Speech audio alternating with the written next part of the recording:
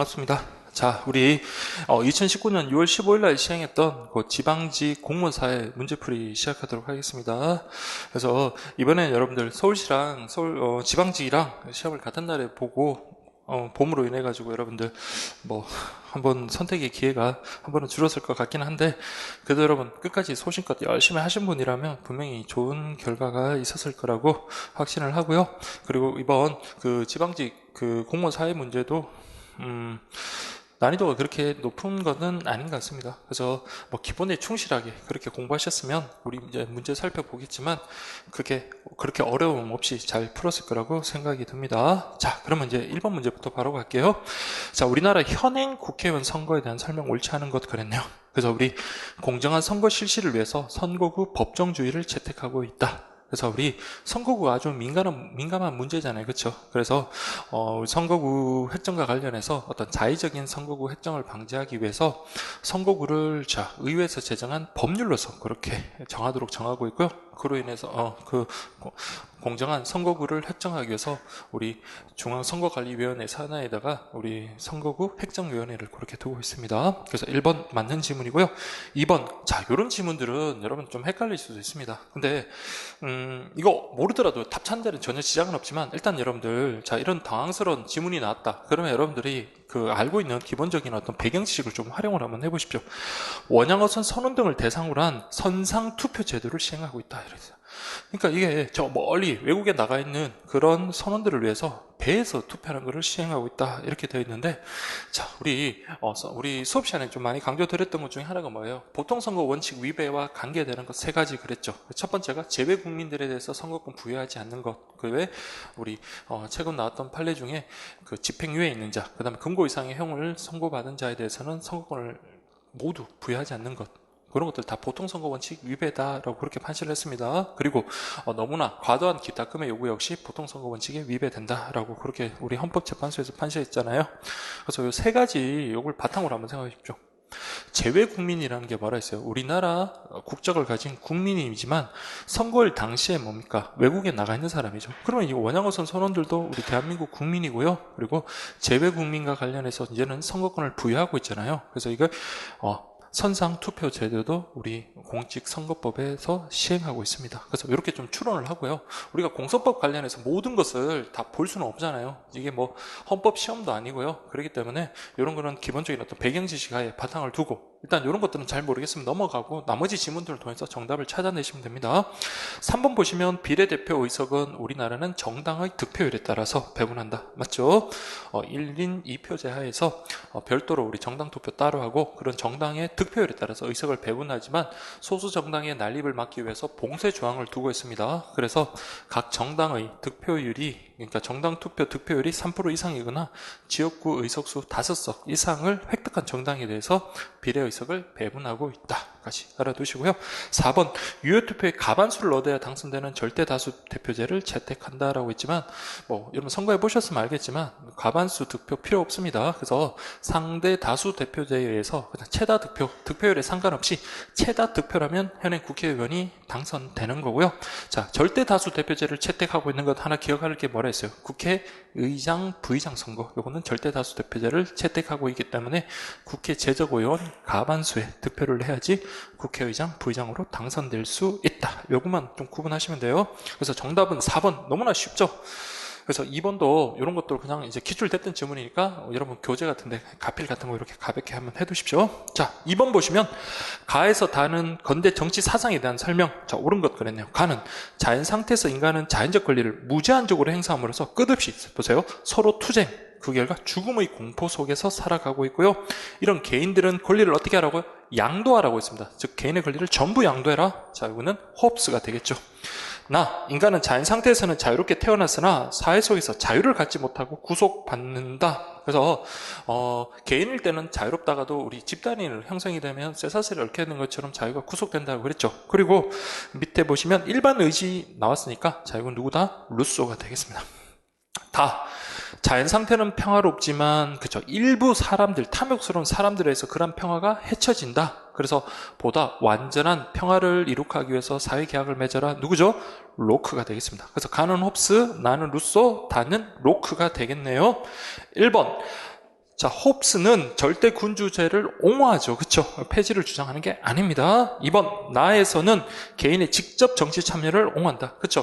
우리 루소 같은 경우는 인민의 의사는 대표될 수 없다라고 해서 직접 민주제를 옹호를 합니다. 그래서 직접적인 정치 참여 옹호에 맞는 지문입니다. 3번, 다에서는 자연권을 침해한 경우에 대한 저항권을 부정한다. 자, 우리 로크 같은 경우는 자연권 중에 일부만을 양도하고 저항권 같은 자연권은 그대로 국민들이 보유를 시민들이 보유하고 있거든요. 그래서 사회 계약에 어긋난다고 생각이 된다면 어떻게 합니까? 저항권을 행사할 수 있다라고 봅니다. 저항권을 부정하는 것은 홉스예요. 자, 그래서 3번도 틀렸고요. 4번. 자, 가다에서는 국민주권론. 그래서 우리 군주주권론을 주창하는 것은 홉스. 로크와 루소가 국민주권론을 주장하기 때문에 가다가 아니라 나다. 이렇게 가야 되겠죠. 그래서 정답은 2번이 되겠습니다. 2번. 자, 그 다음에 여러분 3번 보시면 국제사회 행위주체에 대한 설명을 옳은 것은 이라고 되어 있습니다. 자, 우리 6단원 공부할 때 제가 늘 말씀을 드리는 게 6단원에서는 그동안 자주 출제되는 영역이 그 주제가 4가지가 있습니다. 자, 첫 번째가 국제사회를 바라보는 관점, 두 번째가 국제사회 형성과 변천에서 냉전체제, 베스트팔렌 조약 나오고 하는 거 있죠. 냉전체제의 시작, 그다음에 완화, 그다음에 해소, 이렇게 해체 이런 것들이 있는데 그런 것들. 그다음 세 번째가 바로 UN 국제기구와 관련해서 UN의 그 기관들 있죠. 그래서 총회라든지 안보리라든지 그런 것들.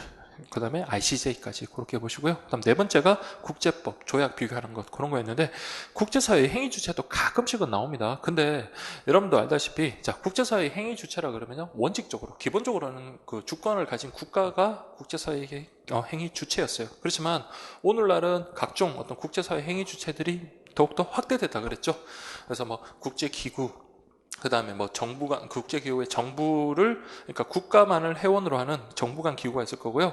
개인도 참여할 수 있는 어떤 비정부 간 기구, 그런 것들도 있고, 그 다음에 오늘날 웬만한 국가 원수보다도요, 그 다국적 기업의 CEO들 있죠. 그런 사람들의 영향력이 더 큽니다. 그래서 다국적 기업도 하나의 국제 행위의 주체가 되고요. 그리고 전직 국가 원수, 특히 강대국들, 미국 전직 대통령 같은 경우는 퇴직하고도 그 영향력이 상당하거든요. 그래서 전직 국가 원수나 유엔 사무총장 이런 분들도 국제행위의 주체. 그 외에 보면 소수 민족이라든지 지방자치 단체 이런 것들도 다 국제행위의 주체가 돼요. 그래서 아주 범위가 넓습니다. 자, 그럼 한번 볼게요. 1번 유럽연합. 자, 여러분들 정부 간 국제기구 하면 4가지는 꼭 외우라 그랬습니다. UN, 다음에 EU, 그 다음에 WTO, IMF 정도는 꼭 암기를 하셔야 되죠. 그리고 유럽연합 같은 경우는 어떻습니까? 정치 공동체뿐만 아니라 예전에는 그냥 단순한 경제 공동체였지만 지금은요, 정치까지도 같이 공동체로서 많은 분야를 같이 포괄적인 그런 기능을 하거든요.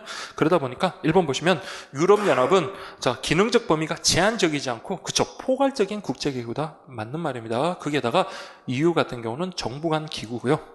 정부 간 국제기구. 1번이 맞는 겁니다. 자, 2번은 보시면 국제연합도 정부 간 국제기구 맞죠? 그런데 국제사면위원회는 여러분들 정부 간 국제기구가 아니라 비정부 간 국제기구예요. 그리고 이게 여러분들 지난번에 2015년도 기출문제 한번 찾아보시면 국제사면위원회 비정부 간 국제기구 나와 있습니다. 그래서 2번 틀렸고요.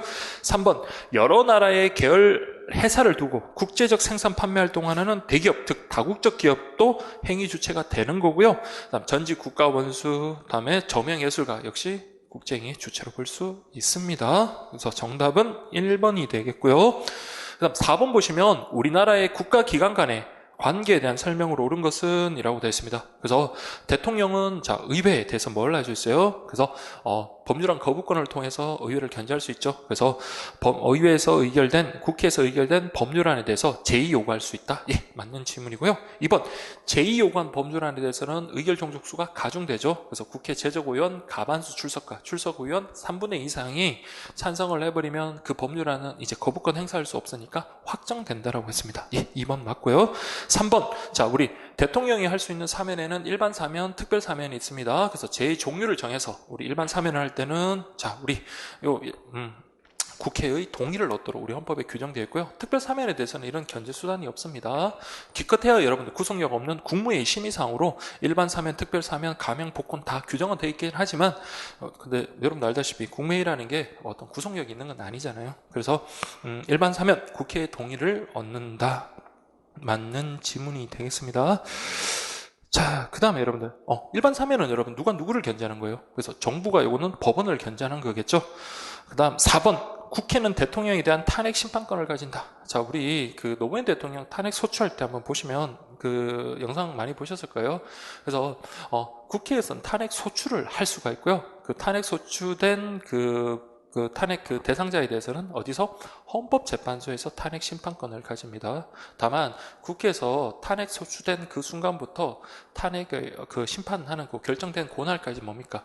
그 대상자의 권한 행사가 정지될 뿐이에요. 자, 그래서 국회가 탄핵 심판권을 가지는 게 아니라 탄핵 소추권을 가지고 탄핵 심판권은 헌법재판소가 가진다. 그렇게 하면 되겠죠. 그래서 정답은 4번이 잘못된 지문입니다. 자, 5번 보세요. 우리나라 헌법의 기본 논리 중 국제평화주의에 대한 설명을 옳지 않은 것. 이건 뭐 교재에 다 소개된 헌법 조문들입니다. 자, 그래서 1번 보시면 국민은 항구적인 세계평화와 인류 공영에 이바지 한다. 이건 우리 헌법 전문에 나와 있는 거고요. 2번, 대한민국은 국제평화 유지에 노력하고, 자, 여러분, 일체의 전쟁을 부인한다. 자, 우리 제가 교재도 그랬지만 일체의 전쟁하면 X라고 써뒀습니다. 일체의 전쟁이 아니라 어떤 전쟁? 그렇죠. 침략적 전쟁을 부인하는 겁니다.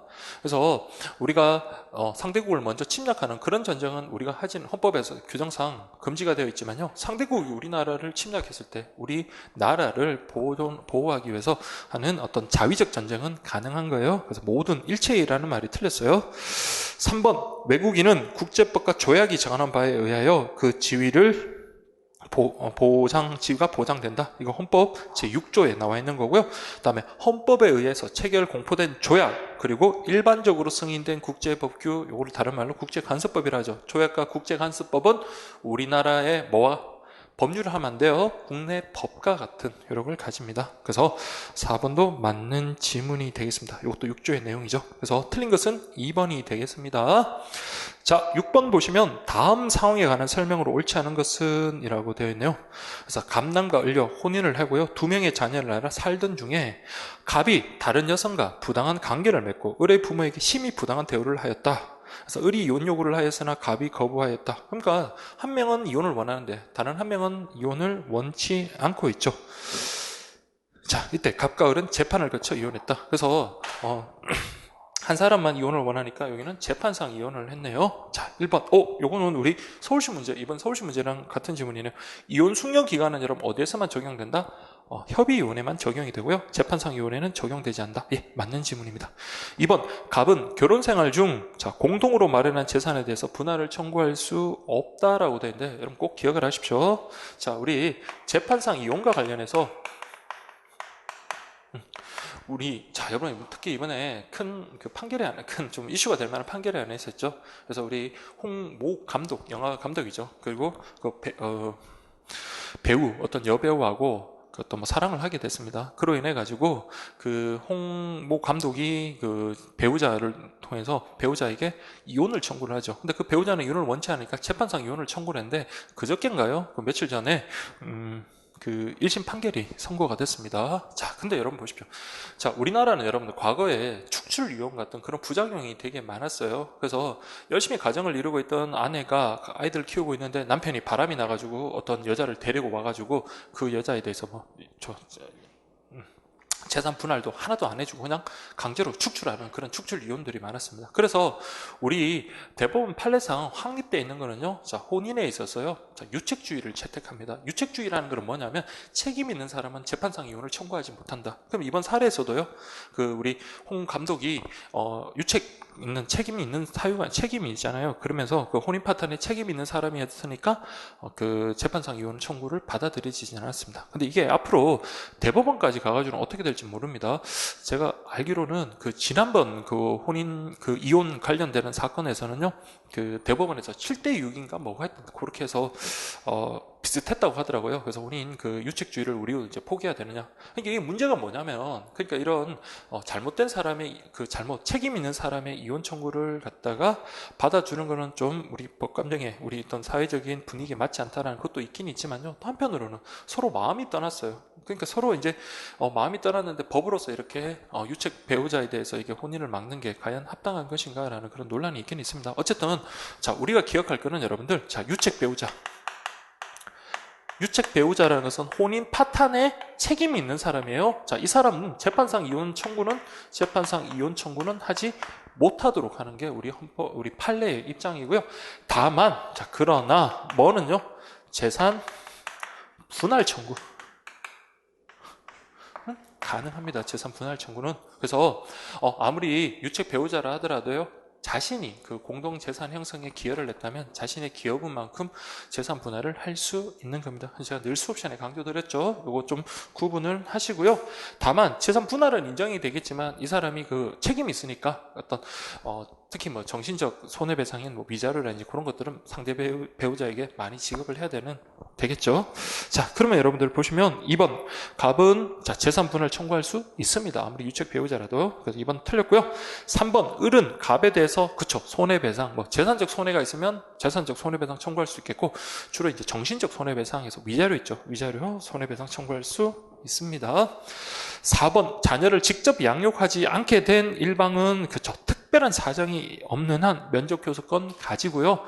근데 이제 자녀의 어떤 복리를 줘야 할 만한 그런 사유가 있다라고 하면 면접교섭권은 제한될 수 있기는 합니다. 근데 어쨌든 면접교섭권은 그 양육하지 않는 사람이 가지는 고유한 권리입니다. 예, 맞는 질문이에요. 그래서 틀린 것은 2번이 되겠습니다. 자, 그 다음에 여러분 7번 보시면, 자, 이것도 제가 좀 최근에 요즘 수능 문제에서 좀 많이 나와요. 수능 모의고사에서. 자, 가는 근대 자본주의 국가에서 나타난 모순, 부조리 해결하기 위해서 등장한 법으로서 국민의 사적 영역에 국가가 개입한다. 즉 뭐냐면 사법적 영역에 국가가 개입하는 것으로서 이걸 우리가 사회법이라고 하고요. 사회법이라는 것은 사법도 아니고 공법도 아닌 제3의 법 또는 중간법이다. 이렇게 가야 돼요. 그래서 공법이라면 틀리고 사법이라도 틀립니다. 그래서 사적인 영역에 국가가 개입을 해서 어떤 사회적 약자를 보호하고요. 어떤 공정한 거래 질서 그런 것들을 유지하기 위한 법이다. 이렇게 보시면 돼요. 그래서 이 관련된 법 종류들도 여러분 정확하게 알아두셔야 되겠죠. 자, 그럼 우리 보기에 나와 있는 그 내용들 한번 살펴볼까요? 형사소송법. 여러분 우리 각종 소송법들은 다 공법입니다. 공법, 절차법과 관련해서는 공법으로 보시면 돼요. 다음 근로기준법. 그렇죠. 원래 당사자, 사용자와 근로자 사이에 자유롭게 결정해야 되는 것을 일정한 우리 근로 기준을 갖다 국가가 개입해서 그 기준 이하로 정한 어떤 계약에 대해서는 무효로 하고 최저 그 정도로 보장하도록 그렇게 정하는 거 있죠. 그러니까 이거는 사회법 맞습니다. 다음 독점 규제 및 공정 거래에 관한 법률 역시 사회법 맞고요. 자, 민법은 사법이고요. 다음 국가배상법은 자, 이거는 여러분들 우리 학설 같은 경우는 법으로 보는 경우도 있는데 우리 실무상으로 재판상 실무상으로는 민사소송에 의하고 있거든요. 근데 어쨌든 우리 국가배상법과 관련해서는 자, 사회법이 아닙니다. 그 다음 소비자기본법 그렇죠. 이거는 사회법 맞습니다. 그래서 니은 디귿 비급 정답은 3번이 사회법 맞습니다. 예, 3번입니다. 자, 그 다음 8번 보시면 자, 이거는 뭐 그림은 크게 나왔지만 여러분 제목에서 여러분 딱 보시면 알겠지만 이건 뭐라고 됐어요? 위헌법률 심판 제청 서가 아니라 제청 신청서라고 되어 있습니다. 그러면 위헌법률 심판 제청 신청서는 누가 제출하는 건가요? 그렇죠. 지금 재판이 계속 중이라면 그 재판의 당사자가 법원에 대해서 이거 위헌법률 심판 제청해 주세요라고 신청할 수가 있는 거잖아요. 그러면 그 법원은요, 그 제청 신청을 받아들여 가지고 위헌법률 심판을 헌법재판소에 제청할 수 있고요. 이때 법원이 위헌법률 심판을 제청하면 그 헌재에서 결정이 날 때까지 재판 절차는 중지가 되는 겁니다. 이에 반해서 우리 재판 당사자는 이 법률이 위헌이라고 생각이 돼서 위헌법률 심판 제청 신청서를 법원에 제출했지만 그 담당 법원으로서는요, 아니야, 나는 이거 합헌이라고 생각하는데 라고 한다면 그 신청에 대해서 기각 결정을 할 수가 있고요. 자, 이러한 기각 결정에 대해서 우리 결정에 대해서 불복하는 것은 항고, 재항고 있잖아요. 그래서 이때 우리 재판 당사자는 항고할 수는 없고요. 다만 그 기각 결정문을 가지고 직접 어디로? 그렇죠. 헌법재판소에 위헌 심사형 헌법소원을 제기할 수 있습니다. 다만 우리 아까 앞에서 봤던 위헌법률 심판 제청을 법원이 했을 때는 심판 결정이 날 때까지 재판 절차가 정지된다 그랬죠. 그렇지만 위헌 심사형 헌법소원을 제기한 경우에는 재판 절차가 중지되진 않습니다. 그래서 계속 진행을 합니다. 그러면 선생님, 자, 만약에 재판 결과가 벌써 확정이 되어버리고 나중에 헌법재판소에서 위헌 결정이 나면 그때는 이 사람 구제가 되지 않잖아요 할 수 있겠지만 이때는요, 그렇죠. 재심을 통해서 구제받을 수 있습니다. 자, 이렇게까지 정리하시면 딱 되는 겁니다. 자, 1번 볼게요. 자, 이 신청을 받은 기관에서 위헌법률 심판을 한다. 위헌법률 심판을 하는 게 아니라 위헌법률 심판 제청을 하죠. 그래서 법원은 위헌법률 심판 제청을 합니다. 자, 2번. 이 신청이 기각됐다. 그러면요, 홍길동이라는 이 재판 당사자는요, 헌법재판소에 위헌심사형 헌법소원을 제기할 수 있다. 예, 이게 정답이겠네요. 3번. 이 신청을 받은 기간에 위헌법률 심판 제청에 의해서 이 법은 잠정적으로 효력을 상실한다. 자, 여러분들, 이 법률이 잠정적으로 효력을 상실하는 게 아니라요. 자, 이 법률은 그대로 유지가 됩니다. 다만 헌법재판소에서 위헌법률 심판이 확정될 때 있죠. 7인 이상의 출석과 6인 이상이 위헌으로 결정을 내리면 그때부터 뭡니까? 이 법률은 효력을 상실하게 되는 겁니다. 그래서 위헌법률 심판 제청한다고 효력이 잠정적으로 상실되는 건 아니에요. 4번. 홍길동은 권리구제형 헌법소원을 거친 후에 이 신청서를 제출한다. 여러분들, 위헌법률 심판하고 권리구제형 헌법소원은 전혀 다른 겁니다. 자, 위헌법률 심판 같은 경우는 재판의 전제성을 요건으로 하지요. 하지만 권리구제형 헌법소원 같은 경우는요, 청공, 기보, 건변기 그렇게 해가지고 여러분 어떻습니까? 공권력의 행사, 불행사로 인하여 현재 자신의 기본권이 직접 침해된 경우에 다른 권리구제 수단을 모두 거친 후 제소 기간 내에 변호사를 선임해서 헌법재판소에 제기할 수 있는 거잖아요. 그렇죠? 그러니까 위헌법률 심판은 그 제청 신청을 하려면 요건은 딴 게 아니에요. 재판의 전제성. 자, 여러분, 재판의 전제성이라는 건 딴 게 아니에요. 개적다입니다. 개적다. 자, 뭐예요? 소송이 계속 중이고 그 재판에서 적용되는 법률이어야 되고요. 헌법재판소의 결정에 따라서 다른 내용의 판결이 나올 수 있으면 그걸 우리 재판의 전제성이 있다라고 우리 헌법재판소에서 판시를 하고 있거든요. 그런데 위헌법률 심판 제청 신청을 할 때 권리구제형 헌법소원을 제기하고 난 다음에 해야 되는 그런 조건은 없습니다. 전혀 별개예요. 그렇기 때문에 4번의 질문은 틀린 질문입니다. 그래서 정답은 2번이 되겠고요. 그 다음 9번. 자, 9번 여러분들, 제가 요 문제 한번 나올 것 같았습니다. 자, 요거 보시면, 일단 제 질문부터 한번 볼게요. 갑은 을에게 사기를 당해서 200만 원의 직접적인 물적 피해를 입었다. 을은 사기죄로 기소돼서 을이 형사 처벌을 받는다 하더라도 갑이 피해를 배상받으려면, 자, 보세요. 따로 민사소송 절차를 거쳐야 한다. 그게 원칙이에요. 하지만 민사소송은 많은 시간과 노력이 드는 절차이기 때문에 갑이 을로부터 신속 간이하게 손해배상을 받기가 어렵다. 자, 여러분들, 내가 사기를 당했어요. 그 사람이 사기죄로 처벌받는 거는 별로는 하고, 그 사람이 사형이 되든 아니면 징역을 집행을 하든 그 사람이 고통이 나오긴 하지만 나한테 내가 입은 피해를 갖다가 구제받는 건 아니잖아요. 그렇죠? 그렇기 때문에 이때는 우리가 형사소송, 형사재판과는 별도로 민사재판을 해서 자기의 어떤 피해를 배상받아야 되는 겁니다. 그런데요, 자, 이 사람 보기 싫을 거 아니에요. 한번 보는 것도 짜증이 나는데 또 다른 소송을 통해서 다시 이 사람하고 대립되는 관계에서 또 싸워야 된다는 것은 여간 불편한 게 아닙니다. 거기다가 심지어는요, 재판을 여기도 했다 저기도 했다. 그럼 많이 번거롭고 시간과 그리고 비용도 많이 들겠죠. 그러면 형사 재판할 때 여러분들 어떤 사실관계 같은 거 이런 것들 많이 다투겠죠. 그래서 그런 것들 사실관계를 다투기 때문에 그래서 이 형사 재판에 대해서 신청에 의해 가지고 뭘 할 수 있습니까? 같이 형사 재판 선고 내릴 때 민사 그 손해배상까지 같이 내려달라고 하는 제도. 그게 바로 뭐죠? 배상명령 신청입니다. 그래서 여러분들 배상명령 신청하면 여러분들 좀 기억하실 거 한 3가지 4가지 정도였나요? 다른 건 필요 없습니다. 자, 첫 번째 개념. 형사소송, 그러니까 형사재판에 대해서 민사상의 손해배상을 구하는 신청을 해서 그런 손해배상까지 같이 내려주는 제도. 그 순서 바뀌면 안 된다 했습니다. 민사재판에 형사소송을 하는 게 아니라 형사재판 중에 어떤 소송을 청구하는 거고요. 두 번째가 모든 어떤 형사범죄를 대상으로 하는 건 아닙니다. 그래서 일부 범죄는 제외된다라는 거. 종류까지 알 필요 없고, 그래서 모든 형사범죄가 대상이 아니다. 세 번째는요, 자, 이거는 사실관계를 파악해야 되겠죠. 그래서 우리가 1심, 2심을 사실심이라고 하고, 3심을 법률심이라고 하거든요. 그러면 2심에 판결을 선고하기 전까지, 즉 다른 말로 2심, 사실심이라고 하거든요. 사실심, 2심, 변론 종결심까지, 그때까지 우리가 신청을 해야 된다. 이 정도만 여러분들 확인하시면 돼요. 어쨌든 답은 배상명령제도. 정답 4번이 되겠습니다. 범죄 피해자 구조 제도라는 거는요, 그쵸. 타인의 범죄로 인하여, 자, 이때 재산 범죄 말고 생명, 신체로 인해서 우리 피해를 받는 사람, 가족들이 있죠. 그 범죄 피해자 쪽에서 원래는 그 가해자에 대해서 배상을 받아야 되지만 그 가해자를 알 수 없거나 가해자의 자력이 없는 경우에 국가로 하여금 우리 좀 도와주세요 할 수 있는 그런 제도고요. 형사 보상 제도라는 것은 구금됐던 자가 나중에 불기소 처분을 받거나, 그러니까 구금된 피의자나 피고인이 불기소 처분을 받거나 무죄 판결을 받았을 때 아무 죄도 없는 사람이 그동안 구속됐으니까 뭐 재산상의 손해라든지 어떤 정신적인 어떤 손해 그런 게 발생하겠죠. 그럼 그런 경우에 대해서 국가로 하여금 보상을 해달라고 하는 그런 제도고요.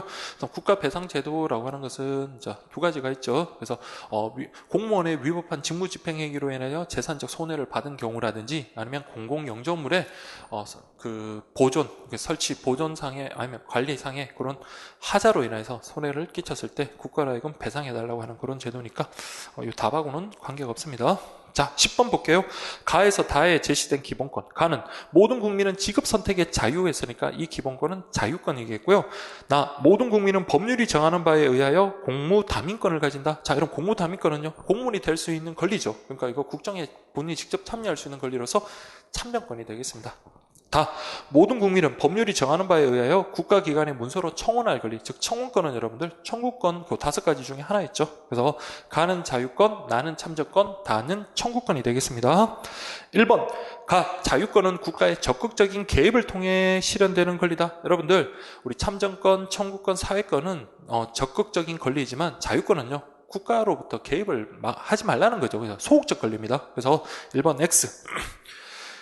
2번, 현대복지국가헌법에서 비로소, 즉 20세기에 등장한 것은 사회권입니다. 자, 우리 나 같은 경우 공무단위권 참정권이라는 것은 20세기에 확립은 됐어요. 그래서 우리가 참정권을 갖다가 19세기 때 활발하게 참정권 확대 운동을 많이 했죠. 그래서 노동자들의 어떤 차티스 운동, 영국 노동자의 차티스 운동이나 여성 참정권 운동을 통해서 참정권이 점점 확립되다가 20세기에 들어와서 확립이 된 거지, 새롭게 시작된 것은 사회권이다. 이렇게 가야 되겠습니다. 3번, 다는 다른 기본권 보장을 위한 수단적 권리. 너무나 많이 나왔죠. 그래서 청구권은 그 자체, 청구권이라는 건 그 자체가 여러분들 목적이 아니잖아요. 재판 청구권이라는 게 재판을 목적으로 하진 않잖아요. 내가 침해된 다른 기본권을 보장받기 위한 수단이 되는 겁니다. 그래서 수단적 권리 맞는 지문이고요. 가에서 다는 어떤 경우에도 법률로서 제한할 수 없다라고 그렇게 되어 있는데, 자, 여러분들 헌법학에서는 우리 절대로 침해될 수 없는, 제한될 수 없는 기본권이 있습니다. 그게 이제 우리 헌법학자분들께서 드는 게 2가지가 있거든요. 그래서 그게 양심 형성의 자유라든지 아니면 신앙의 자유 같은 경우는 절대적 기본권으로 인정을 합니다. 그렇지만 우리 공무원 사회에서는 그렇게 생각하지 말고요. 그냥 우리 실정법상 우리 헌법 37조 2항에서 뭐라 되어 있습니까? 국민의 모든 자유와 권리는 국가 안전보장, 질서유지, 공공복리를 위해서 필요한 경우에 법률로서 제한할 수 있다. 즉 모든 권리가 어때요? 이런 목적하에서, 이런 방법하에서 다음에 필요한 경우에, 그러니까 최소 침해를 통해서 이렇게 제한할 수 있다라고 됩니다. 그러면 가나다는요, 다 제한할 수 있죠. 다만 이제 우리 내용상의 한계로서 본질적인 내용은 침해할 수 없다. 이렇게 되어 있습니다. 그래서 어쨌든 셋 다 법률로서 제한할 수는 있습니다. 자, 그래서 우리 옳은 지문은 3번이 되겠네요. 자, 그렇게 보시면 되겠습니다. 자, 그 다음에 11번 보세요. 한 사회 구성원 대부분이 누리는 문화를 A라고 하고 한 사회 일부 구성원들이 공유하는 문화를 B라고 한다. 자, 이게 조금 낯선 문제입니다. 그리고 이게 시험에 출제된 적은 한 번도 없었어요. 그래서 저도 이거 문제 보자마자 딱 보니까 이거 좀 우리 학생분들이, 수험생분들이 조금 헷갈릴 수 있겠구나 이런 생각은 들었어요. 그런데 A, B를 갖다 조금 밑에 지문을 통해서 좀 추론을 해보면 이게 A가 전체 문화고 B가 화인 문화라는 걸 알 수 있을 겁니다. 자, 그러면 보세요. 1번, A는 사회 내에 존재하는 B의 총합이다. 이렇게 되어 있습니다. 자, 여러분들 총합이 된다는 건 뭐예요? 이게 만약에 전체 문화고요. 자, 이게 하위 문화면, 총합이 되려면 이걸 갖다가 다 하위 문화들을 다 더하면 전체 문화랑 일치해야지 그게 총합이잖아요. 근데 우리 하위 문화라는 건 여러분 보세요. 저 같은 경우, 저는 되지 말고 만약에 갑이라는 사람이 10대다. 그리고 경상도에 거주를 한다. 그리고 학생이다. 이렇게 되면요. 이 사람은 10대 문화, 경상도 문화, 그리고 학생 문화 여러 개를 공유를 하죠. 그러니까 얘는 여기도 들어갈 수 있고 여기도 들어갈 수 있고 이런 식으로 이렇게 포섭이 됩니다. 그러다 보니까 이런 각종 하위 문화들을 다 더하면 이 전체 문화를 대부분 초과할 거예요. 막 이렇게 얽히다 보니까 초과할 수도 있는 거고요. 그 다음에 전체 문화에 미치지 못하는 경우도 있을 수도 있겠죠. 그렇지만 하위 문화의 총합이 전체 문화다 이렇게 할 수는 없습니다. 그래서 기억 X. 니은번 B는 사회 전체의 문화의 다양성을 제한한다. 여러분 하위 문화가 많으면 많을수록 전체 문화는 다양해지는 거죠. 그래서 니은번 X가 되겠고요. 3번 사회 변화에 따라 B는 A가 되기도 한다. 여러분 하위 문화가 여러분 점점 확대돼가지고 원래는 그 부분적인 그런 일부 구성원들이 공유를 하다가 이제 대다수의 구성원들이 공유를 하게 되면 그 하위 문화가 뭐가 되는 겁니까? 전체 문화가 되겠죠. 그래서 D급번 맞는 지문이고요.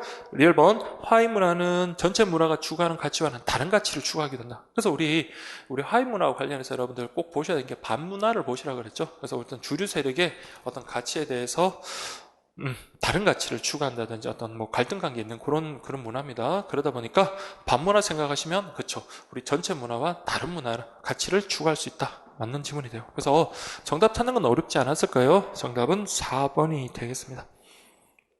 자, 12번. 이건 서울시에서도 나왔는데 또 나왔네요. 자, 금전적 지원을 원칙으로 하는가 했는데 아니요라고 했으니까 자, 우리 비금전적 지원이 원칙인 것은 사회 서비스. A는 사회 서비스. 강제 가입을 원칙으로 하는 것은 사회보험. 따라서 C는 사회보험, B는 공공부조가 되겠죠. 자, 그럼 볼게요. 1번 사회 서비스는 그렇죠. 상담, 재활, 돌봄 이런 걸 통해서 국민의 삶의 질이 향상되도록 지원하는 거 맞고요. 그러니까 비금전적 지원이네요. 자, 2번 자, B제도, 공공부조는 C, 사회제도에 비해서 수혜 대상의 범위가 좁죠. 그래서 사회보험 같은 경우는 모든 국민을 대상으로 하는 데 비해서 공공부조 같은 경우는 사회적인 어떤 빈곤층이라든지 그런 경제적 약자 뭐 그런 사람을 대상으로 하기 때문에 수혜 범위가 좁습니다. 자, 그 다음에 3번 C제도는 B제도에 비해 소득 재분배의 효과가 작다 이렇게 지금 되어 있네요. 자, 사회보험도 소득 재분배 효과가 있고 공공부조도 소득 재분배 효과가 있지만 소득 재분배 효과는 공공부조가 더 크다 그랬죠. 그래서 맞는 지문입니다. 4번 사회보험은 국가와 지자체가 비용을 전액 부담하는 게 아니라 여러분들 우리 국민연금이나 건강보험 한번 생각을 해보십시오. 자, 우리도 가입자들도 뭡니까? 비용을 분담하기도 하고요. 그리고 사용자, 즉 회사 측에서도 분담을 하죠. 그래서 가입자, 사용자, 뭐 국가, 지자체 다 같이 공동으로 부담합니다. 국가와 지자체가 비용을 전액 부담하는 것은 공공부조죠. 그래서 정답은 4번이 잘못됐습니다. 자, 그 다음에 13번. 자, 이거는 제가 마무리 정리할 때 왠지 그냥 중요할 것 같아서 말씀을 드렸는데 여기 보시면 여러분들 농업사회, 산업사회, 정보사회 특히 무조건 여러분 시험에 나오는 거는 여러분들 직장과 일터의 통합 정도 또는 분리 정도입니다. 자, 직장과 일터가 통합된 곳은 농업사회고요. 그 다음으로 가장 하여튼 통합 정도가 높은 것은 농업사회, 그 다음은요 재택근무가 확산되는 정보사회, 그리고 통합 정도가 가장 떨어지고 분리 정도가 가장 높은 것은 산업사회죠. 그거 하나만 확인하더라도 여러분들 A, B, C 확인할 수 있겠습니다. 근데 B 같은 경우는 보니까 소품종 소량 생산돼 있죠. 이때는 뭐 기계가 작동을 하는 게 아니기 때문에 그때는 농업사회에서 자, 소품종 소량 생산이 됩니다. 자, 우리가 안 보고 밑에 것만 보고 바로 확인해 볼게요. 가정과 일터의 결합 정도. A 같은 경우는 가정과 일터의 결합 정도가 가장 떨어지죠. 그럼 분리 정도가 가장 높은 겁니다. 그러면 산업사회. B는 가장 결합 정도가 높으니까 아까 봤지만 농업사회. C는 정보사회. 자, 이렇게 딱 찾고 바로 그냥 지문 갈게요. 물론 요거 자신 없으면 밑에 사회 다원화 정도라든지 정보 확산의 시공간적 제약 정도 요거 보시더라도 여러분 확인할 수 있어요. 자, 1번 갈게요. A는 노동력과 자본이. 자, A라는 것은 여러분들 산업사회죠. 산업사회는 노동력과 자본, 다음에 농업사회는 토지와 노동력이 생산의 중심이 된다. 자, 그래서 산업사회는 여러분 기계가 일을 하잖아요. 그렇죠? 그럼 기계를 들이기 위해서는 자본이 필요하고요. 그리고 그 기계를 움직일 수 있는 노동력이 필요합니다. 그런데 농업사회에서는요. 어떤 기계가 작동하는 게 아니라 땅에서 그런 어떤 농산물, 수확물을 거두는 거잖아요. 그래서 이건 토지와 자본이 생산의 중심이 되는 겁니다. 이게 맞는 질문이 되겠네요. 2번 보시면 산업에서 제조업이 차지하는 비중은 B가 C에 비해 더 크다 이렇게 되어 있습니다. 우리 여러분 농업사에서는 자 제조업이 그렇게 일어나지는 않습니다. 제조업이라는 것은 산업사회부터 그때부터 이제 발생을 하는 거예요. 그래서 물론 이제 제조업이라고 할 수 있는 가내수공업 정도가 있을 수는 있긴 하겠지만 당연히 정보사회에서 제조업의 비중이 농업사회보다는 더 크겠죠. 그래서 2번 X, 3번 인간관계에서 면대면 접촉이 차지하는 비중은 C, A, B 순서대로 나타난다. 이런 면대면 접촉이 나타난 건요, 우리 농업사에서는 얼굴을 마주보고 일을 할 수밖에 없겠죠. 그래서 B가 가장 클 거고요.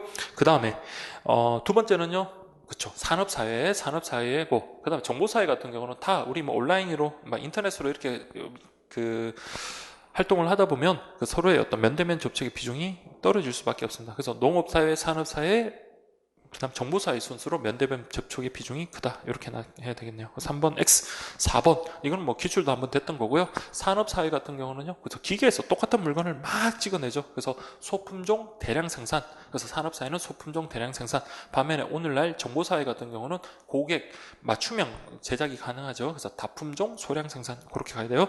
그래서 4번은 순서가 뒤바뀌었습니다. 그래서 정답은요 1번이 되겠습니다.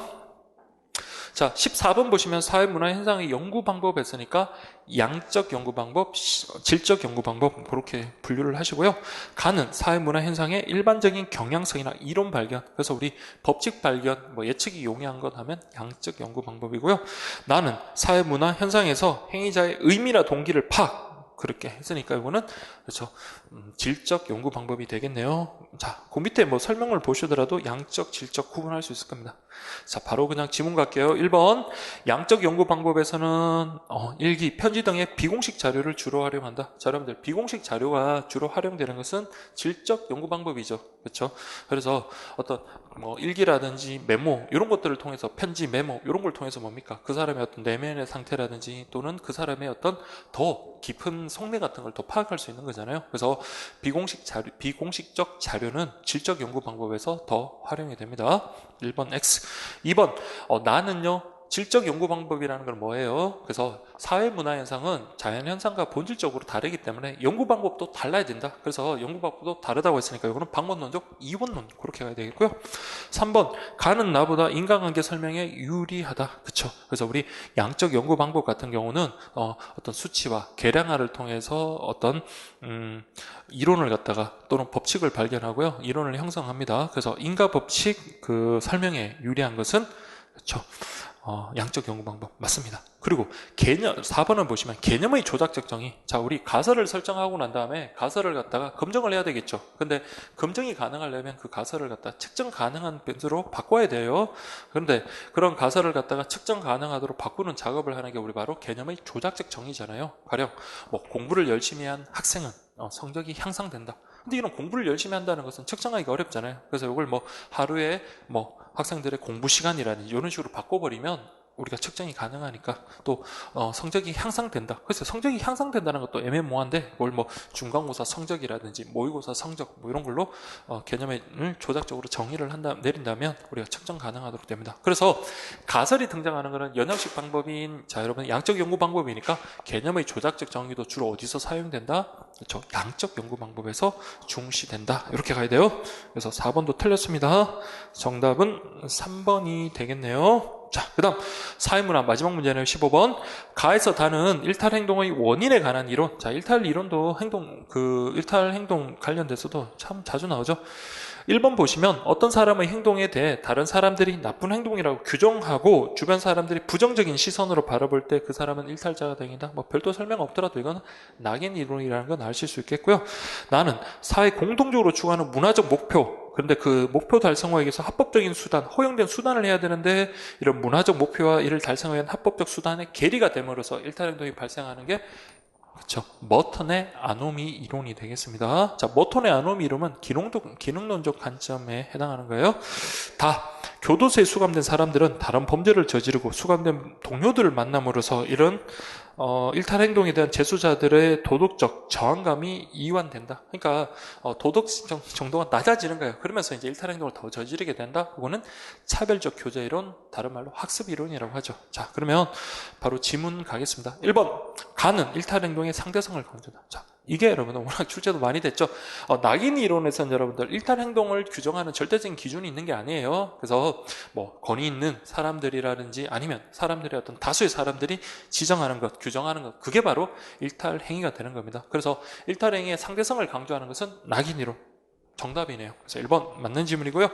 2번 낙인 이론, 차별적 교제 이론은 미시적 관점이니까 2번 틀렸네요. 그리고 나는 갈등론적 관점이 아니라 기능론적 관점이죠. 그렇죠? 그리고 이거는 거시적 관점이 되는 겁니다.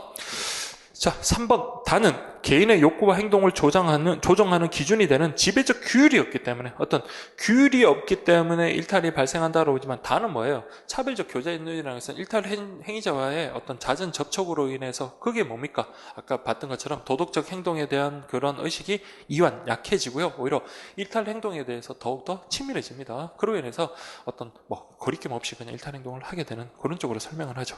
4번 나는 다에 비해 일탈 행동이 어떠한 과정을 거쳐 학습되고 반복되는지. 자, 학습되고 반복되는지 뭐 요것과 관련해서는 학습 이론, 차별적 교제 이론이죠. 그래서 이거는 다에 대한 설명이 되는 겁니다.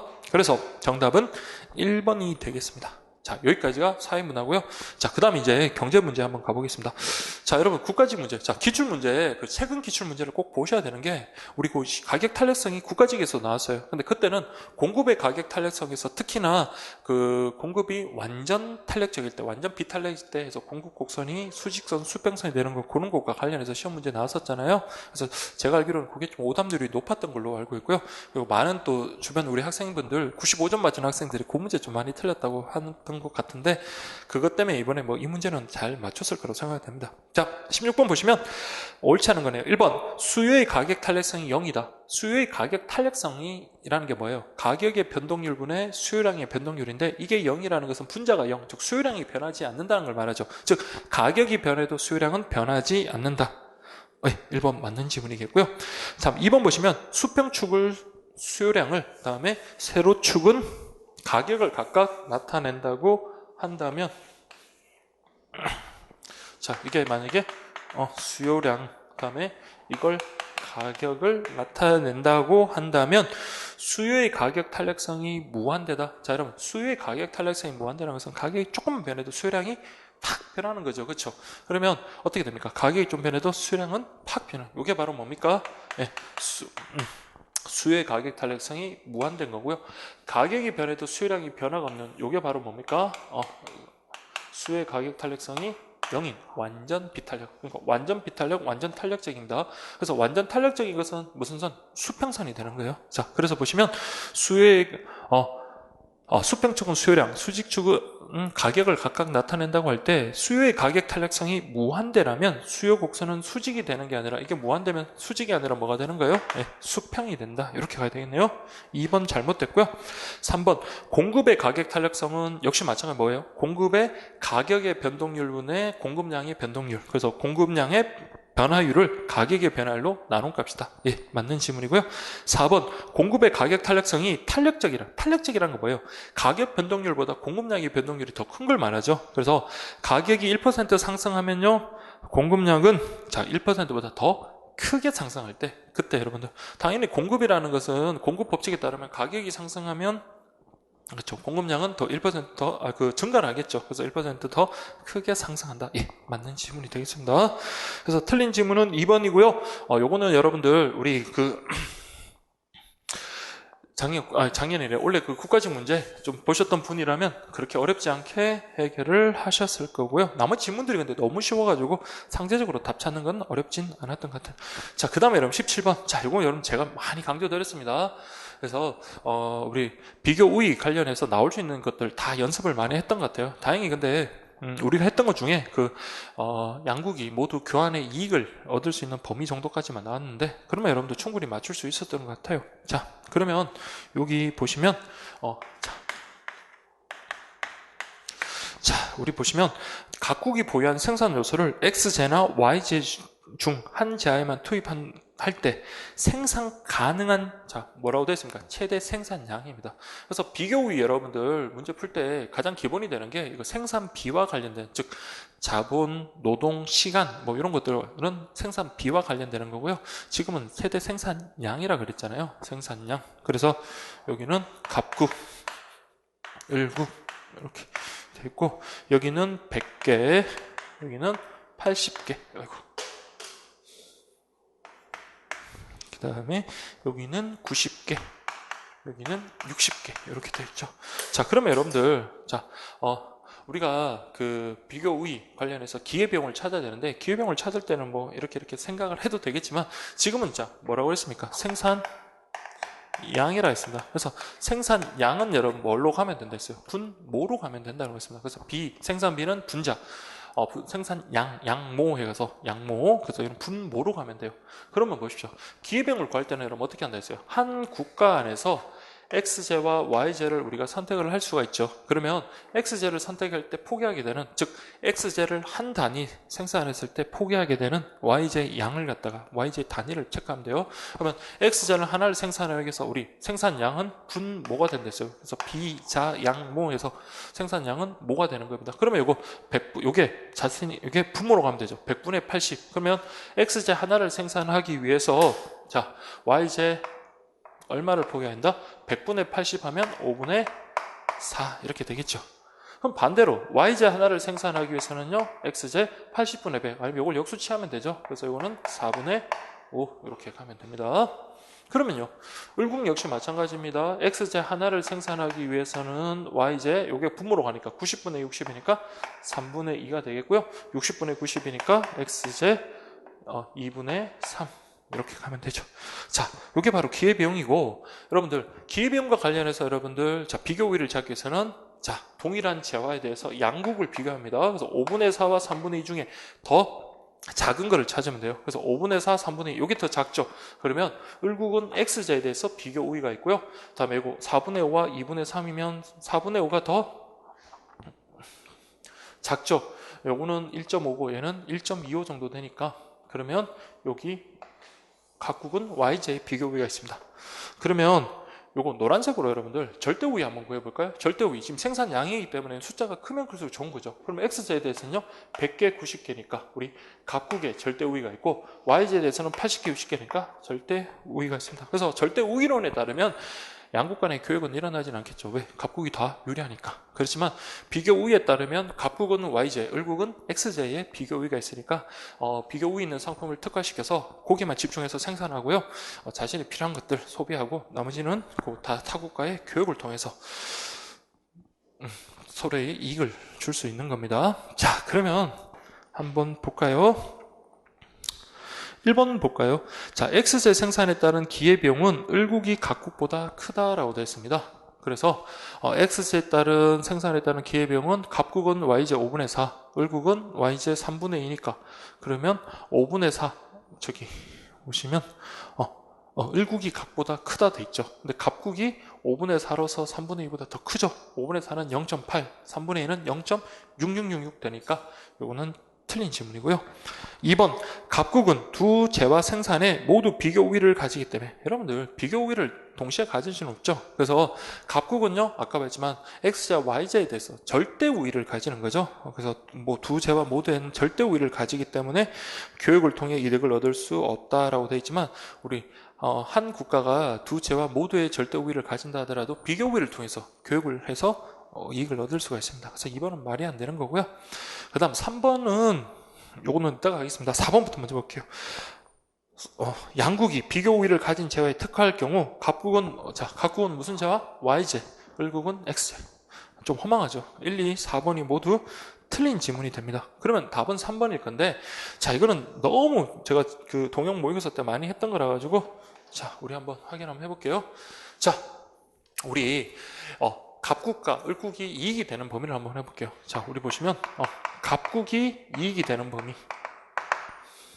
자, 여러분들 갑국은 교육을 안 하더라도 자신들은 Y제 하나를 생산하기 위해서 X제 4분의 5를 포기하게 되는 그런 꼴로 생산을 할 수가 있습니다. 그러면은 교육을 통해서 이익을 얻는다는 것은 교육을 하기 전에 포기하는 기회비용보다 더 크다면 이익이 되는 거겠죠. 그러면요, 자, 각국은요 Y제 한 단위를 생산하기 위해서 뭐보다는 한 단위가 교환하는 한 단위가 기회비용인 X제 4분의 5 단위보다는 더 커야 되고요.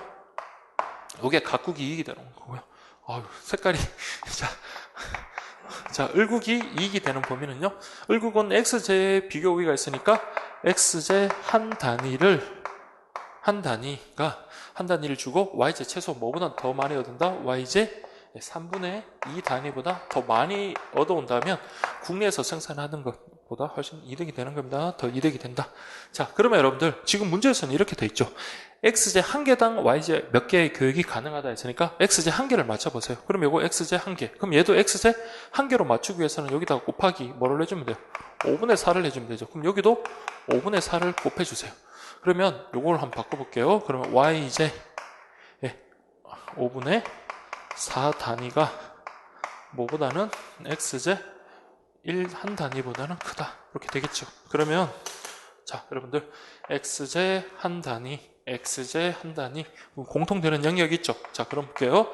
x제 한 단위가 뭐보다는 더 커야 돼요? y제 3분의 2 단위보다는 커야 되고요. 물론 시험 볼 때는 여러분 단위라는 글자 다 빼버리고 빨리 풀면 됩니다. 다음에 요거는 y제 5분의 4 단위 이렇게 가면 됩니다. 자, 그런데 지금 분모가 3이고 5니까 15로 한번 맞춰볼게요. 그럼 이거 15로 맞추기 위해서는 분모와 분자 5를 곱하면 y제 15분의 10, 다음에 여기는 y제 15분의 3을 곱하면 12죠.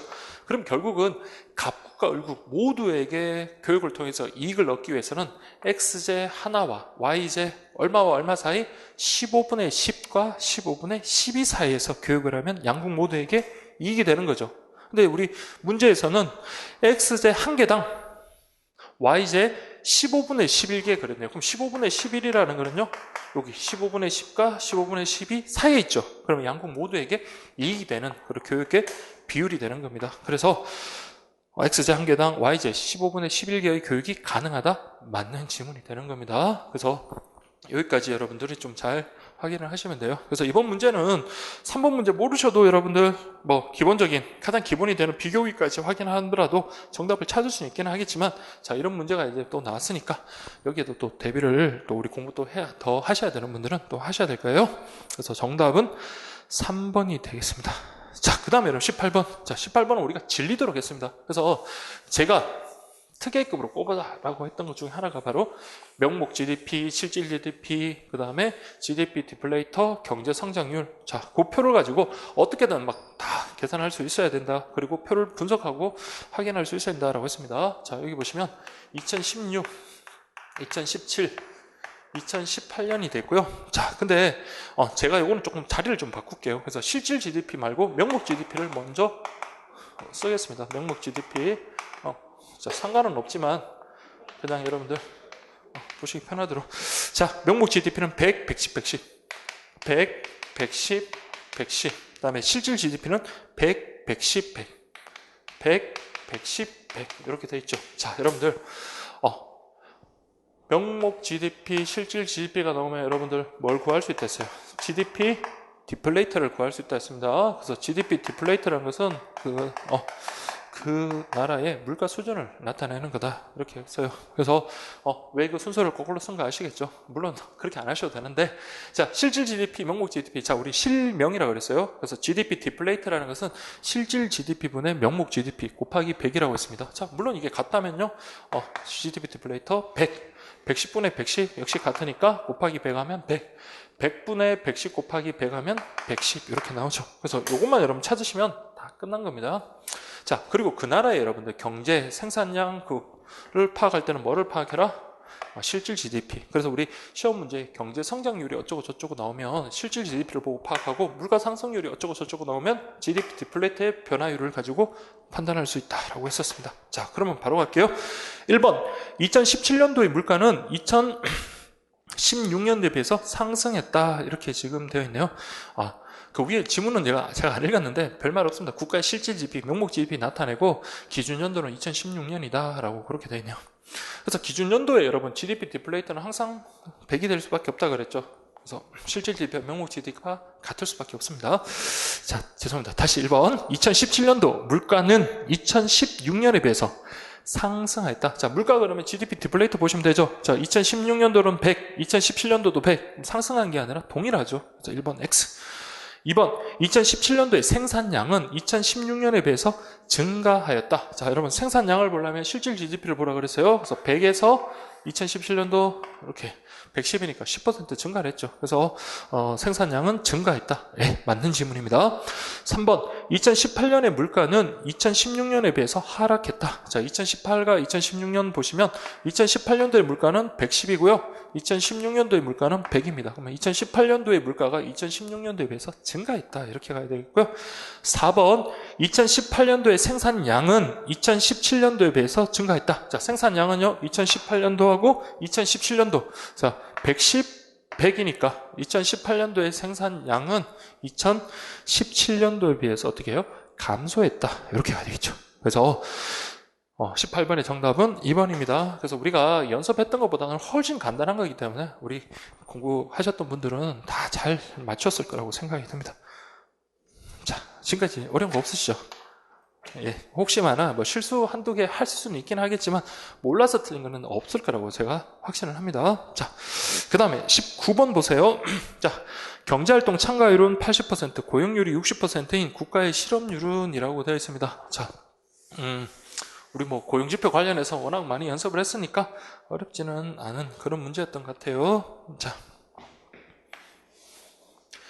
15세 이상, 그 다음에 경제활동인구, 그 다음에 비경제활동인구, 여기는 취업자와 실업자 이렇게 이제 뭐 구분하시고요. 자, 근데 보세요. 경제활동 참가율이라는 것은 뭐 어떻게 구합니까? 15세 이상 인구분의 경제 활동 인구 곱하기 100을 한 게 경제활동 참가율인데 이게 80이라고 되어 있고요.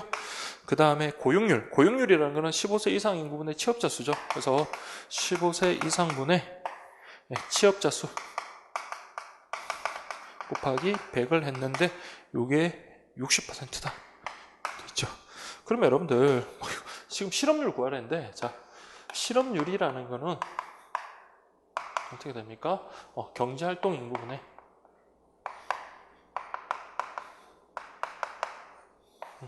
실업자 수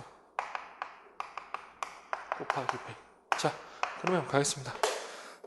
자, 15세 이상 인구 요거 나왔으면 자, 15세 이상 인구를 우리 100으로 한번 잡아보세요. 이게 여기 흰색 볼펜이 있네요. 자, 요걸 100이라고 한번 잡아보세요. 그러면 이게 80이 나왔다는 것은 경제활동 인구 얼마란 거예요? 80이죠. 그러면 이거 100이면 여기 80이 되겠고요. 그다음 비경제활동 인구는 20이 되겠죠. 그 다음에 15세 이상 인구분의 취업자 수, 저 고용률이 60이란 말은 아까 15세 이상 인구를 100으로 잡았죠. 그러면 취업자 수가 얼마란 거예요? 60이죠. 그러면 여기 취업자 수가 60이면 경제활동 인구가 80이니까 실업자 수는 취업자와 실업자를 더한 게 80이 돼야 되니까 실업자 수는 20 이렇게 되죠. 그러면 이제 우리 실업률, 자, 경제활동 인구 얼마? 80이 되겠습니다. 그럼 80분의 그 다음에 실업자 수 20 곱하기 100을 하면 여기는 25%. 정답은 4번 그렇게 나오겠죠. 자, 여기까지 이렇게 하시고, 자, 그 다음 마지막 20번 문제인데요. 자, 20번 문제는 여러분들 누진세 여러분들 적용하는 거 그거 좀 생각을 하시면 되고, 그리고 처음에 저도 봤을 때 와, 이거 계산을 좀 해야 되나 싶었는데, 근데 문제를 다시 한번 쭉 이렇게 훑어보니까 굳이 계산할 것까지 없어요. 그냥 답을 우리 개념을 갖다 보면 충분히 계산까지 안 해도 되는데, 근데 또 여러분들 밑에 그 당구장 표시 보시면 이 누진세율을 갖다가 적용해가지고 세액을 갖다가 계산하는 법 있죠. 그 밑에 설명이 되어 있습니다. 그래서 뭐 그걸 참조를 하셔도 되고, 그리고 이건 참조할 시간이 없죠. 그래서 우리 기존에 누진세 그 관련해서 적용하는 거 확인을 하시면 됩니다. 자, 2017년가요? 2018년도가 있는데, 자, 2천만 원 이하에 대해서는, 자, 우리 소득세율이 여기는 5%, 여기는 10%. 근데 2천만 원을 초과하는 거에서 얼마인가요? 5천만 원. 그래서 여러분들 이게 지금 우리나라 지금 현재 누진세율하고 달라요. 근데 제가 말씀드렸지만 그 수능이나 학교 시험에서 나올 때도 이런 소득세율표가 이렇게 주어집니다. 그래서 주어지면 그걸 가지고 활용을 해서 문제를 풀면 돼요. 그래서 이게 25%, 여기도 20%. 그러니까 요거 여기 여러분들이 아는 그거 뭐 6%, 15%, 24% 그걸 배울 게 아니라 그냥 여기 주어진 자료를 바탕으로 여러분들 계산을 하시면 됩니다. 그리고 5천만 원 초과에 대해서는 35%, 30% 이렇게. 그럼 여러분 한번 보십시오. 자, 2017년과 2018년도에 그 우리 소득세와 관련해 가지고는 자, 우리 그 구간은 똑같죠. 다만 이 세율이 지금 달라지고 있습니다. 그런데 공통적인 거는요. 2017년이든 2018년이든 과세 대상, 즉 소득이 많으면 많을수록 그 세율도 어떻게 돼요? 더 커지죠. 그러니까 이거는 뭡니까?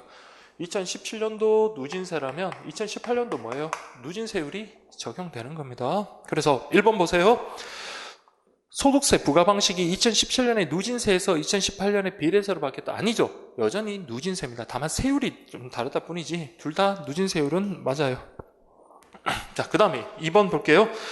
연간 소득이 2천만 원인 사람이 2018년도 소득세액은 2017년의 소득세에 비해서 5% 증가했다라고 되어 있는데 여러분 이거 하기 전에 잠깐만 한번 볼게요. 여러분들 자 만약에 여러분들 그냥 제가는 시험과는 관계없는데 자 우리 소득세율 구할 때 제가 1년에 버는 연봉 소득이 3천만 원을 합니다. 그럼 3천만 원이면 이거 여기 사이에 들어가니까 내가 2017년에는 3천만 원 곱하기 100분의 25 그게 바로 소득세냐? 아니죠.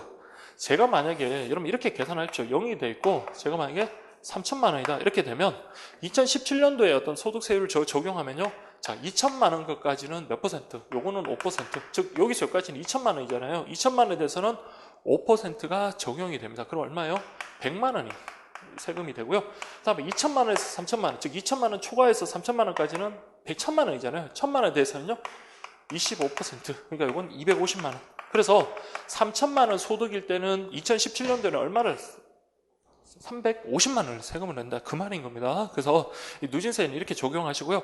부가가치세 같은 거. 자, 부가가치세 같은 우리 비례세가 적용될 때 그냥 10% 곱하면 돼요. 그냥 금액에 따라서 10% 곱하면 되는 겁니다. 금액 그 곱하기 100분의 10 이렇게 하면 되죠. 그러면 아까 1번은 우리 확인을 했고 2번부터 한번 볼게요. 다시 2천만 원. 자, 여러분 2천만 원 이하 여기 있죠. 2천만 원인 사람은 2018년도에 소득세액은 2017년도에 비해서 5% 증가했다. 이거 여러분 이게 5에서 10이라고 이거 5% 증가했다. 말이 안 되죠. 자, 2천만 원에 대해서 5%면 2천만 원 곱하기 100분의 5 하면 2017년도에서 제가 2천만 원 벌 때 얼마를 냅니까? 그렇죠. 100만 원을 세금으로 내겠고요.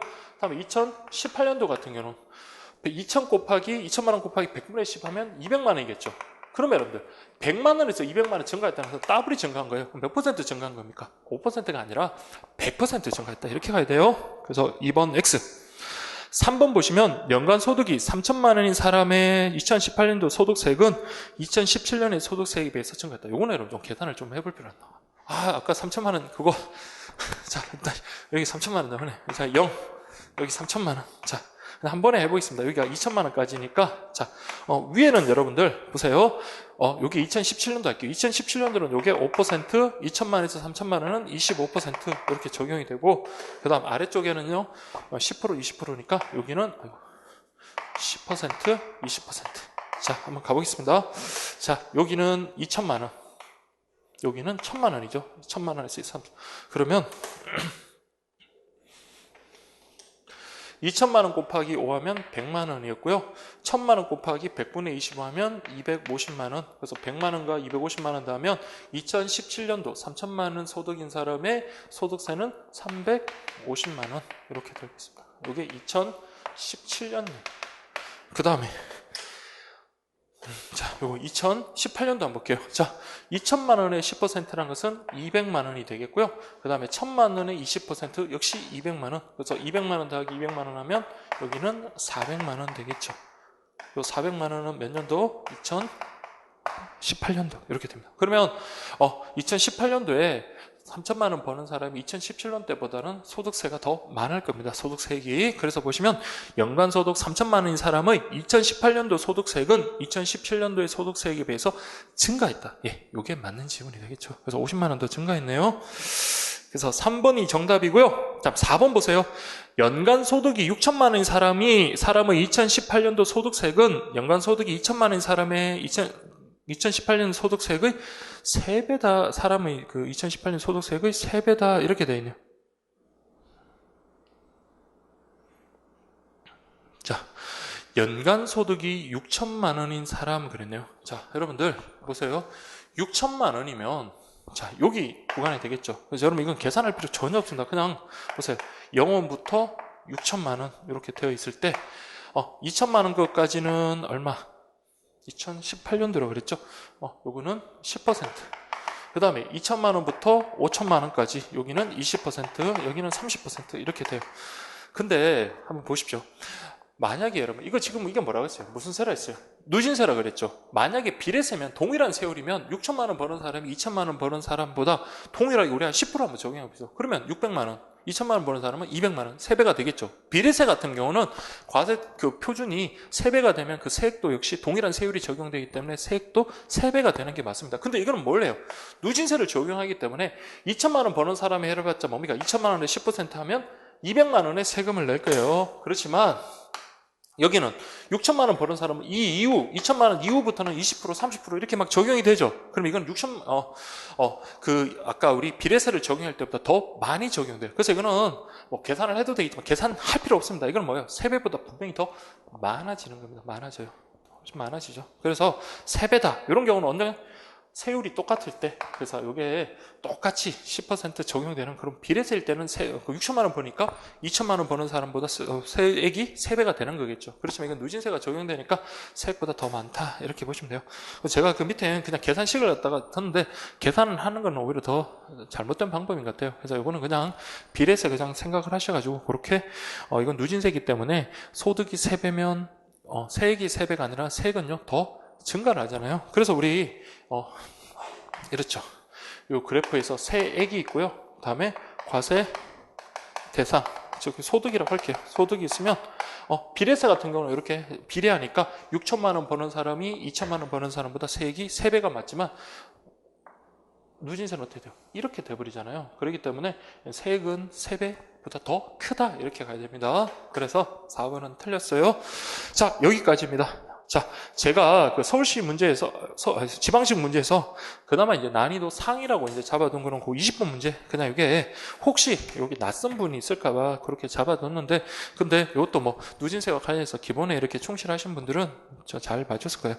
그래서 이번 문제에 그냥 총 강평을 하면 대체적으로 쉬웠다. 그런데, 뭐 경제 같은 경우야 뭐 그동안 잘 나왔던 파트에서 나왔으니까 별 문제는 없는데 뭐 법정이나 사문 뭐 이런 것들은 그러니까 이제는 뭐 찍어서 이렇게 공부한다는 거 그런 것보다는요 전체 내용을 뭐 골고루 이렇게 이제 출제가 된 만큼 전체 내용을 계속해서 이렇게 반복을 하시면서 그리고 정확하게 정리를 하는 게 필요합니다. 그래서 우리 모르는 낯선 지문이 나온다 하더라도 우리가 정확한 다른 지문을 정확하게 알고 있다면 정답 찾는 데는 지장이 없거든요. 그래서 여러분들이 공부 방향을 그런 식으로 여러분들이 좀 잡아 주셔가지고 그렇게 정리를 하신다면 어려움은 없을 겁니다. 그래서 우리 시험 잘 보신 분은 잘 보신 대로 좀 생각보다 좀 점수가 안 나온 분들은 다시 한번 또 용기를 얻고 또 우리 다시 마음가짐을 다시 하셔가지고 또 다시 정진하셔가지고 부디 여러분들 목표 원하는 바 잘 성취하시기를 바랍니다.